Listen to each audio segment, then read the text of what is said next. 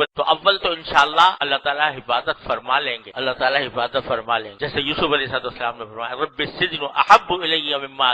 یدعوننی الیہ، اے میرے پروردگار مجھے قید خانہ زیادہ پسند ہے بنسبت اس کام کے جس کی طرف یہ عورتیں بلا رہی ہیں۔ تو پروردگار نے کو پکار ایسے موقع پر، جبکہ ایسا زبردست امتحان ہے ایک بندے کے لیے جو کنوارا ہے، نوجوان ہے، بھرپور جوانی ہے اور دروازے بند ہیں، اور ایک عورت دعوت دے رہی ہے، اس موقع پر کیا کیا یوسف علیہ السلام نے کہ پہلے تو اللہ تبارک و تعالیٰ سے مانگا، حالانکہ دل میں خیال بھی آیا لقد ہمت بھی وہم بہا، اور یہی تو کمال ہے کہ اگر خیال آتا ہی نہیں تو پھر کوئی فضیلت کی بات نہیں تھی۔ جیسے فرشتوں کے دل میں خیال نہیں آتا گناہ کا، تو ان کے دل میں بھی خیال آیا، لیکن خیال وہ اس طرح آیا، حضرت عقیب الامت قدس اللہ تعالیٰ سرہ فرماتے ہیں اس طرح آیا جیسے کہ ایک آدمی روزے دار ہو اور پیاس لگ رہی ہو، گرمی کا موسم ہو، اور کوئی آدمی پانی کا پیالہ لے کر سامنے آ، کیا ہوگا؟ دل چاہے گا کہ نہیں چاہے گا؟ لیکن ساتھ ہی یہ بھی سوچے گا کہ میں روزے دار ہوں، مجھے میرا روزہ ہے، لہذا اس کے ساتھ ساتھ خیال آنے کے باوجود اس کام کو کرنے کا کوئی ارادہ نہیں ہوگا، کسی بھی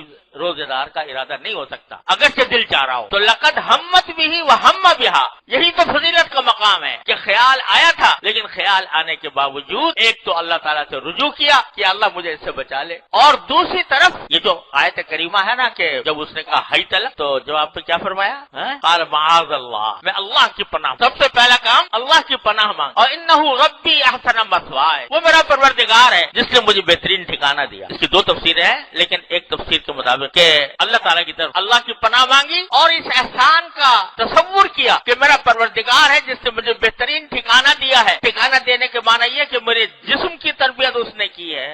مجھے پالا پوسا اس نے ہے، یہ نعمتیں مجھے اس نے عطا فرمائی ہے، اس نعمت کو میں اللہ تعالیٰ کی نافرمانی میں استعمال نہیں کر سکتا، نہیں کروں گا۔ ایک طرف تو یہ کیا معاذ اللہ، اللہ کی پناہ، اور دوسری طرف معلوم ہے کہ سامنے دروازے بند ہیں، اس نے زلیخا نے بند کر دیے تھے دروازے، تالے ڈال دیے، تو تالے ڈالنے کے بعد گھر سے باہر نکلنا ممکن نہیں، لیکن اپنے بس میں اتنا تھا کہ میں بھاگ کر دروازے تک چلا جاؤں، تو اپنے بس میں یہ تھا کہ وہاں سے بھاگے، کہاں بھاگے؟ دروازے کی طرف،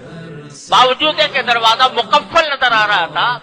اور دروازہ بند تھا، تالے پڑے ہوئے تھے، لیکن اپنی طرف سے کوشش کر لی کہ وہاں تک پہنچ گیا۔ تو جب بندے نے یہ دو کام کر لیے، ایک اللہ کی پناہ، اللہ سے دعا، اور دوسری طرف اپنے کرنے کا جتنا کام ہے وہ کر گزرا، تو اللہ تعالیٰ کہتے ہیں اب میرا کام ہے، اب میرا کام ہے۔ دروازے کھل گئے اور ساتھ میں مالک مکان سامنے کھڑا ہوا نظر آ گیا، اللہ نے بچا لی۔ تو یہ سبق، یہ واقعات جو اللہ تعالیٰ بیان فرماتا ہے قرآن کریم میں، یہ محض قصہ کہانی اعوذ باللہ نہیں ہے، محض افسانہ نہیں ہے، یہ سبق دینے کی بات ہے، سارے سبق اس میں موجود ہیں۔ کیا؟ لقد ہمت بھی وہم بہا، خیال ان کو بھی آیا، جس کے معنی یہ کہ دل مائل ہوا، جس کے معنی یہ کہ دل کی نفسانی خواہش پیدا ہوئی، اس کے باوجود کیا کیا؟ اللہ تبارک و تعالیٰ سے رجوع کیا، معاذ اللہ، اللہ تعالیٰ کی نعمتوں کا احساس کیا کہ مجھے اللہ تعالیٰ نے کیا کیا نعمتیں دے رکھی ہیں اور میں کس طرح اس کو